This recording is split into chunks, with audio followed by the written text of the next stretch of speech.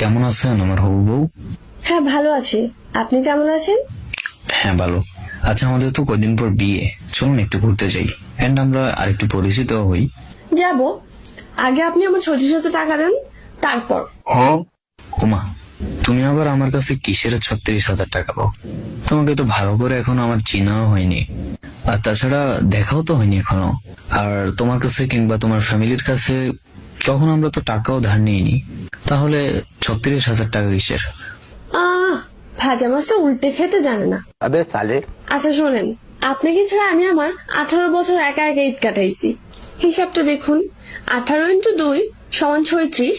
আপনি যদি আমাকে প্রত্যেকটা ঈদে 1000 করে টাকা দিতেন, তাহলে আমার 36,000 টাকা সালামি হতো। ব্যাস, হিসাব ক্লিয়ার। আমাকে আমার পাওনা 36,000 টাকা সালামি দেন আগে, তারপর কথা হবে।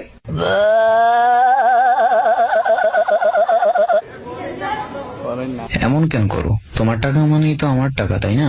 হ্যাঁ তো তো আমার কেন করো? আমাদের বললে সমস্যা কি? আচ্ছা, তাহলে আমাদের বিয়ের শাড়ি কি রঙের কিনবো?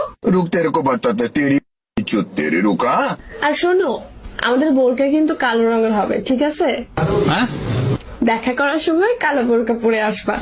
এত কষ্ট কষ্ট লাগে কেন অন্তরে, যেন কান্না কবিতা, তবু হাসতে হাসতে কাঁদি। তুমি এত চালাক কেন? এখানে চালাকির কি আছে? তুমি তো বললা আমার না করতে, আমাদের করতে। এখন আবার বলো আমি চালাক। মেয়েদের সাথে কথা বলে পারা যায় না। মেয়েদের মানে? তার মানে আপনি আমার আগে আরো অনেকগুলো মেয়ের সাথে প্রেম করছেন, কথা বলছেন। আরে বাবা, উফ, কি যে বলবো আমি এখন বুঝতেই পারতেছি না, পেঁচাই যাইতেছি। আবার কথা হবে, আল্লাহ হাফেজ। আরে আরেকটু দুষ্টামি করি, কই যাচ্ছেন? লাগবে না, বাই। বিয়ের পর তো অনেক কিছুই বাকি আছে, দেখা যাবে। আচ্ছা, আমাকে আপনার পছন্দ হয়েছে? সত্যি বলতে অনেক পছন্দ হয়েছে।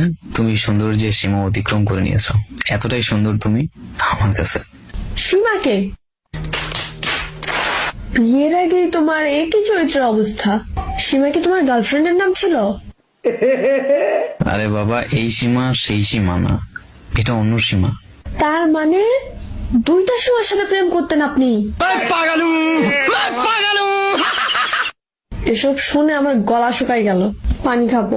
আজকে ফুচকার সাথে তেঁতুল খেয়েছিলাম, এত মজা ছিল কি বলবো তোমাকে। বিয়ের পর নিয়ে যাবো তোমাকে খাওয়ানোর জন্য ফুচকা। উফ, জিভে পানি এসে পড়লো। এবার ওই পানি খেয়ে গলা ভিজিয়ে নাও।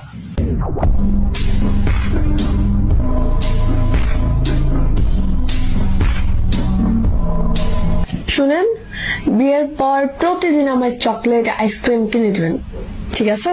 এটা সুন্নত, আপনার অনেক সওয়াব হইব। 4টা বিয়ে করা তো সুন্নত।